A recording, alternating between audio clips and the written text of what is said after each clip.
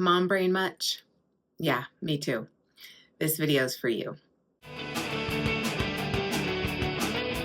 You probably know her, maybe you are her, that ambitious mom with all the ideas in the world and that deep desire to make something happen, just getting stuck over and over and over again. Starting a project and never finishing it. Starting and stopping, starting and stopping. Working from home, taking care of young kids, drowning in a sea of responsibilities, getting hit with all the distractions in the world, but refuses to give up on herself. I'm talking to that mom.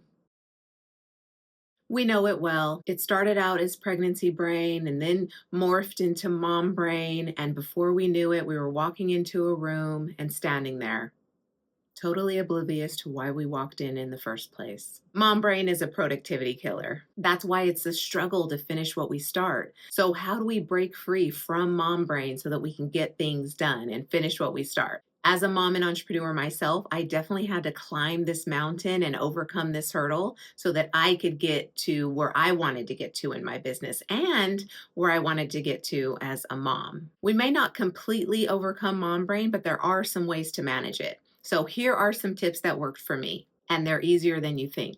First, slow down to find the clarity on what you actually want to do, what you actually want to create, how you actually want to use your time. Imagine you were being paid $100 per hour.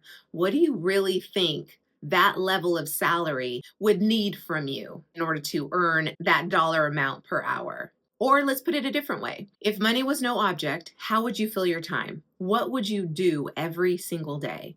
What would be important to get done every single day to feel like you're contributing to this world and making an impact on those you want to make an impact on? What would you be doing? So let's take an example. Maybe you really want to write a book, a best-selling romance novel. And you know for a fact, this in my heart, deep down in my core, this is what I want to create this year. There, you have clarity on writing a book. We're not focused on how in this step, we're just focused on what. Get clarity on that.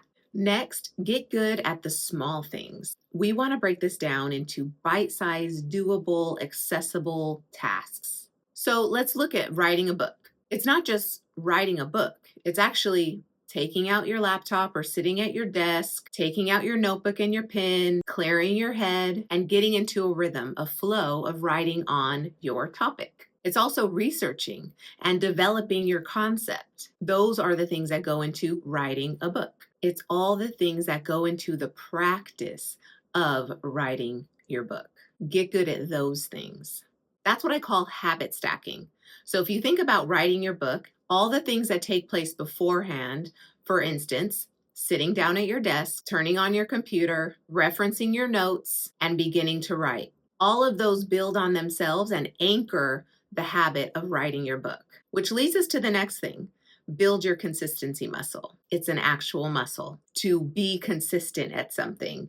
It's like your whole body, your whole mind is into getting this thing done on a consistent basis to the point where all those little things you were doing are consistently getting done. So if you want to write the next best-selling romance novel or self-help book, are you writing every day? Because that's the biggest part of writing a book is writing. That's the biggest part to get good at. Get consistent at writing. When I was writing my book, The Declutter Code, I was consistently writing for at least 1 hour every single day in order to reach my daily quota of 1,000 words or more. And the book was complete in 6 months. So then after we built our consistency muscle, we're writing 1,000 words per day, and it feels good, that particular endeavor. That is when you set a respective goal, like finish my 300-page manuscript by Christmas. Well, set your goal, and I'll link to another video here on setting better goals, because now you have the intel and the insight on your workload and your work ethic to know what's really doable, what's really feasible. And you've got your mind believing in what's possible now. Now you can see yourself getting to that goal, achieving that goal, finishing what you start. Give yourself 7 days of observation, right? Having the clarity, getting good at the little things, and building that consistency muscle. 7 days of that, and then write yourself an achievable SMART goal. And then lastly, reflect on how it's going. Don't just go out there and never look back, and never reflect on what you've done or how much progress you've made or celebrate your wins or really just see what's working and not working. What's getting in the way of this goal? Reflect monthly, if not weekly, on how things are going so that you can adjust your course and reroute if necessary. That goal can change. It doesn't have to stay finite and set in stone as if it's unchangeable. Maybe along the way you're realizing, this isn't really a romance novel, it's a self help book, or vice versa. Or I'm struggling here with this concept. Maybe the focus of this book needs to change. Maybe I'm not going about solving this problem in the book the way that I feel like it's flowing out of me and it's intuitive and it's easy. We'll find a way to make it easy. So, why do these tips help you finish what you start? Because one, notice how we reverse engineer a goal into its digestible, bite sized pieces, the small things that make up the big thing. And by doing that, as moms, we're not placing more demand on ourselves, setting higher expectations on ourselves just to drown further or find ourselves completely overloaded, even more so. We are simply working within our bandwidth.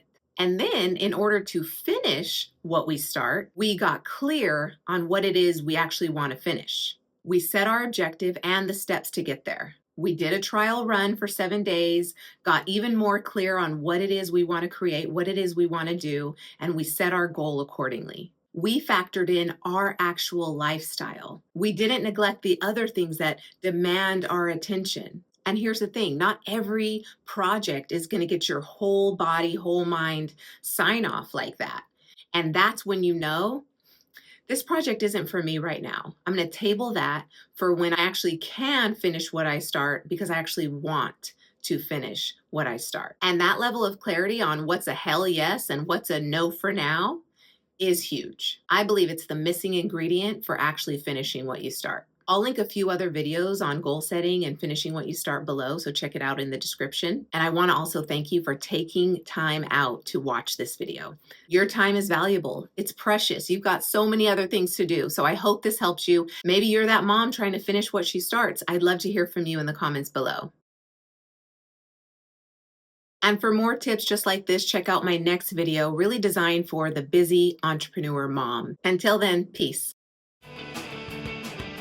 I'm on a mission to help as many moms out there achieve their goals and their idea of fulfillment in this lifetime.